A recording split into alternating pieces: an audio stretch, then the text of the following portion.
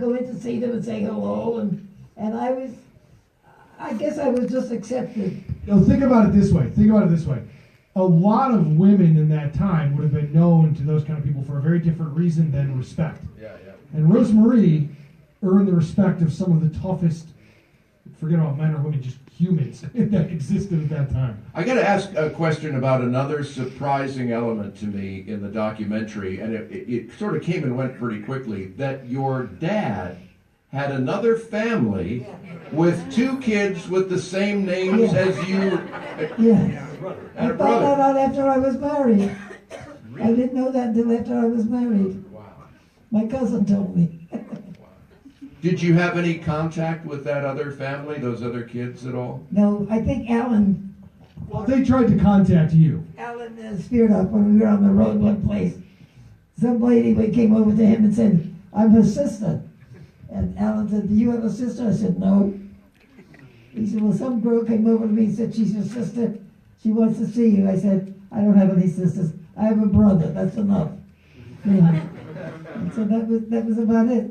I never saw any of them. I never were in touch with them. They tried to get in touch with me when I was at the Capitol Theater in New York. They used to call me on the phone. I used to hang up. I said, "Don't bother me. Leave me alone. I don't want to know from anything." And when my father died, I was in the room with my girlfriends.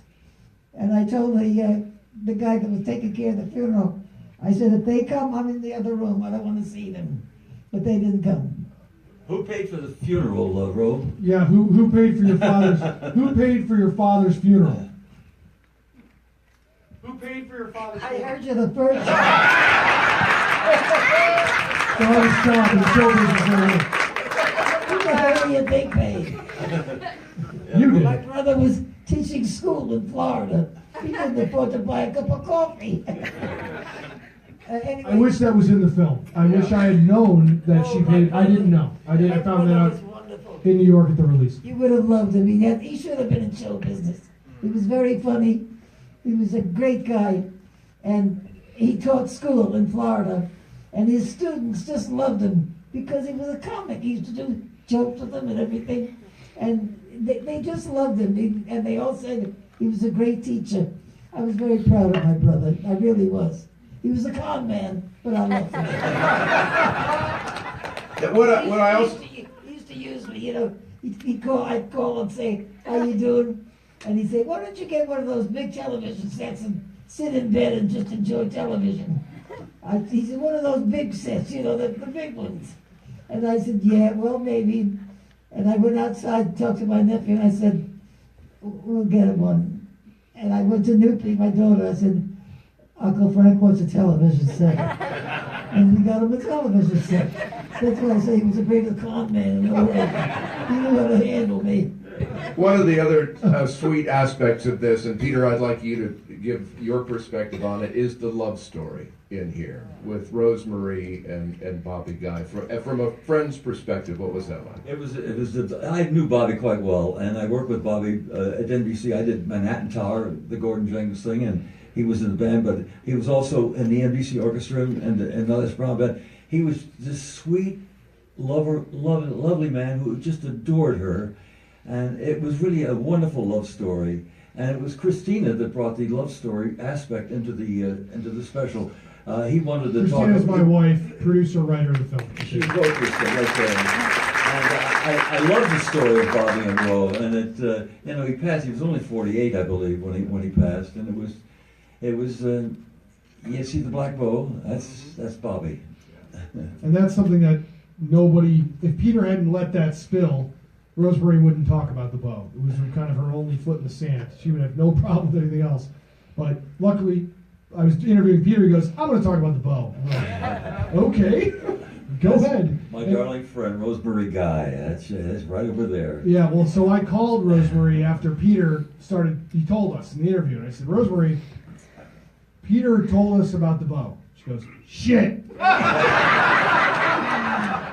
It's out now. So, there it is. When we did Squares, it was very familial. We were all together for like 16 years. In fact, there's Art Alisi's right over there. Art Alisi was somewhere. I don't know where Arthur is, but he's here tonight. Arthur, Art Lisi, he not only, he was like the producer, he kept everybody together. He's the one that provided all the trips. We would go to Mexico, we would go up to Canada, we would go to Jamaica, and then we would, and when we were in town, Ro and her mom, they would have these wonderful dinner parties, and Vincent Price and Butch Romero and Paul Lynde. I mean, my God. I don't know how you worked with Squares, but we were family. We were together constantly. We did trips together. We had parties. I can remember once that there was a strip club that opened in Van Nuys, and I said, let's all go. Now there was Ethel Merman, and there was Ro, and there was Lily Tomlin, there was Paul Lynde, there was, I think, Abby Dalton, and my friend, my dear friend Charles Nelson Riley. So we all went, and it was just so tacky. I mean, all these nubile young 18-year-old, but on the wall, you never saw such horrible. And I said, let's get the hell out of here. We were there about 10 minutes. 5 minutes after we left, it was raided. Would that have been fun? Ethel Merman in jail, and Lily Tomlin and Rosemary picked up in a strip club. But we would have parties. We saw a lot of each other, and unfortunately, most of them have passed, except my darling Ro right over there. She will be with us for some time. Ro, one of the things I loved the partnership you had with Maury Amsterdam, both on the Dick Van Dyke Show and beyond that. But I didn't get a say. I've known Maury since I was 11 years old. Where did you meet? Because that wasn't in the I lived out in California, believe it or not. The first time I came out in California, I was about 10 or 11 years old. And he was on the Al Pierce show. Al Pierce had a radio show. That was before television. That's the age group I'm in. And I did the guest shot on the show, and I met Maury. And somehow we just hit it off, and we became very good friends. And he said, when we get back to New York, he says, let's get together. And I said, sure. So I met his wife, and Maury owned a little nightclub in New York where everybody used to hang out. So we'd go down there once in a while. And I'm Maury's daughter's godmother, Kathy. I'm her godmother. And that's how close we were. And I've known Maury all those years, and every time I did my act, I would go to him and say, I need some new material. He was the funniest man. He was called the human joke machine. He could make a joke about anything. And compared to today, he never used a dirty word. No four-letter words. He said, if you have to use four-letter words, you're not funny. I never heard Maury say damn or hell. Never. Especially when he was working. Especially. So anyway, I was working and doing my act, and I started doing comedy. And I said, Maury, you got to write some material. And he used to write things for me. And I would go, and we played these places with Four Girls Talk 3 and 4 times. And I said, I can't go back with the same gown and the same jokes. I need something new. So I'd call Maury, and I'd say, I need some new jokes or something. He says, I know how to write for you. I know how you work. I know what to do. And he gave me one joke. I got to tell you this. This is very funny. He said, I'll give you this joke. He says, it'll be great. He told me the joke. I looked at him and I said, that's not funny. Oh, yes, it is. You don't know. I know how you work. You'll get a big laugh with this. I said, it's not funny, Maury. Just try it. I guarantee you a big laugh. Now we go to Chicago, and Frankie Ortega, God love him, our conductor and my dearest, dearest friend. He said, did you talk to Maury? I said, yeah. Did you get any new jokes? I said, yeah, listen. And I told him the joke. I said, what do you think? He says, you're not going to do that, are you? I said, he said, I'll get a big laugh with it. He said, I don't think so. It's not funny. I said, that's what I said. I said, what the hell, we'll try it. So I'm on stage and I'm working. And I said, folks, I said, I just saw Maury. And Maury told me he wrote a joke for me. Now, if you think it's funny, you got to laugh. If you don't think it's funny, don't laugh. And I can prove to Maury it isn't funny. And here's the joke. That Skinny went to bed, that rolled over, Skinny's dead. and the place went crazy. And I looked at Frankie and I said, oh my God, I don't believe it. But Maury had that knack of writing just for the person. He was a human jokish, he was what he was called. He would write also, Ro, he would write for young comics who were just starting. He never charged anybody anything. No. And he was a classical cellist. Right. He was a phenomenal cellist. And the reason I did Hollywood Squares, I believe, because of Maury Amsterdam. I had been on Broadway with Julie Harris, and I just did a show, and I came home. The second day I got a call from Heater Quigley, and they asked me, would you like to do this game show? And I said, no, not really. I'm an actor, I sing, I don't do game shows. And they showed me this pilot. And then I learned that they had tested everybody. And Maury said, you guys are crazy. Why don't you just call Peter Marshall? He's a straight man. He did comedy for years. So it was because of Maury that I really did the Hollywood Squares. Who was the host in the pilot? Because it was Bert Parks. In fact, I said, why aren't you using Bert Parks? And they said, we're looking for a complete non-entity. That's how I got the gig, too. They all know how Maury got on the Van Dyke Show? Well, you hired him, basically. It's in the movie. Yeah, it's in the film. Yes. They- I can't believe it. Rose, I have to ask you about first of all, how cool was it to see the Van Dyke Show in color with all the whole movies that Can I say something really fast? Larry Matthews, where are you? Can you stand up? Is Larry here? Larry, Hey, Larry. Listen, you're more than that creepy kid in this Van Dyke show. I'm sorry.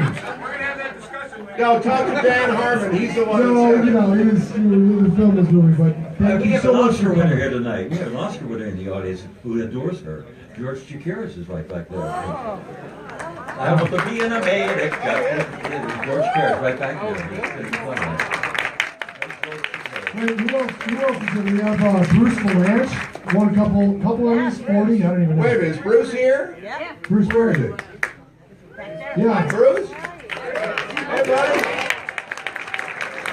Billy Van Zandt, you're here, right? Wait a minute, I have to clear something with Bruce. You understand, sitting next to Peter, why I would refer to our version as the lesser version, right? Okay. I thought it was very good. What? He said the residual checks are lesser too. Oh, there you go. I never got a residual. They never did reruns. Oh, then, yeah, yours were better. They never did reruns. No. Rose, I have to ask you about the Van Dyke Show, because Carl talked about that sort of uncomfortable conversation that the two of you had, that you had thought there'd be more focus on the writers, and he said, no, it's going to be about Rob and Laura. How close were you at any point of saying, okay, I'm going to leave them? How close were you to saying I'm going to leave the show, the Dick Van Dyke Show, because of the I had nothing else to go to. Okay. I grabbed a job. Yeah. I wouldn't turn it down. I was upset. Are we getting close here? I knew the first show it was going to be a big hit. I Yeah. just knew it. Is this the version of the band playing us off, by the way? Can I just say really fast, first of all, Tom, thank you so much Oh for my, doing this. I'm a fan. Are you Yeah, kidding? yeah. So, as a filmmaker, Peter and I have been traveling the country promoting this film. This is the kindest, most generous, most talented human being I've ever met in my life. This woman has made my career. If I'm ever going to have one, I'm going to owe it to this one. I want to thank you guys. Please tell everybody you know about this movie. I mean, thousands. Meet people and tell them about this movie. Okay, so one thing before you leave. Tell them why Dick Van Dyke isn't here. Why Dick Van Dyke is not here? He's at the Egyptian tonight doing exactly what we were doing. Yes, that's true. It was on Facebook. It was, yeah. But And Carl is doing one too, right? Yeah, but this has been insanity. I basically, if you're over 90, you're working for me. Okay, we need to go. I'm being yelled at. I love you all so much. Tweet to this woman. She's all over the place.